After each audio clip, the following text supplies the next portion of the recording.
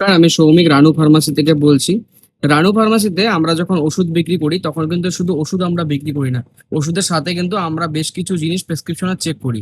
সেই জিনিসগুলো কি আপনিও চেক করেন? তাহলে সাথে ভিডিওর সাথে একবার মিলিয়ে নিন। প্রথমে আমরা প্রেসক্রিপশনে পেশেন্টের নাম, তারপর ওষুধের ডোজ, তার সাথে ওষুধের নাম এবং ওষুধের স্ট্রেংথ, এসব বিষয়গুলো ঠিক আছে কিনা সেটা দেখি। তারপরে কিন্তু একটা গুরুত্বপূর্ণ বিষয়, সেটা হচ্ছে আমরা পেশেন্টের যে বয়স আছে এবং প্রয়োজনীয় যে আরো তথ্য থাকে কোনো পেশেন্টের, সেগুলো আমরা মিলিয়ে নিই প্রেসক্রিপশনের সাথে। ওষুধটি সঠিক রোগীর জন্য সঠিকভাবে দেওয়া হচ্ছে কিনা আমরা কিন্তু সেটাও খেয়াল করি। এরপর খুবই একটা গুরুত্বপূর্ণ বিষয়, সেটা হচ্ছে আমরা ওষুধের যে এক্সপায়ারি ডেটটা থাকে সেটা চেক করি। তার সাথে ওষুধের যে ব্যাচ নাম্বার আছে, সেটা আমাদের যে কম্পিউটারে বিলটি বের হয় সেই বিলের যে ব্যাচ নাম্বার থাকে সেটার সাথে কিন্তু আমরা মিলিয়ে নিয়ে তারপরে কাস্টমারকে আমরা ওষুধটা সার্ভ করি।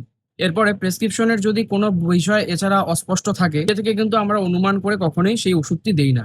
আমরা ডক্টরের সাথে একবার কনসাল্ট করে নিই এবং ডক্টরের কাছ থেকে ক্ল্যারিফাই করে নিই, তারপর আমরা পেশেন্টকে সেই ওষুধটি দিই। একটা জিনিস মনে রাখবেন, কোনো সময় যদি কোনো প্রেসক্রিপশনে আপনি কোনো ওষুধের নাম সঠিকভাবে বুঝতে পারছেন না, তাহলে কিন্তু কোনোভাবেই নিজের খেয়াল খুশি মতো বা নিজে একটা অনুমান করে কোনো ওষুধ কোনো পেশেন্টকে দিয়ে দেবেন না।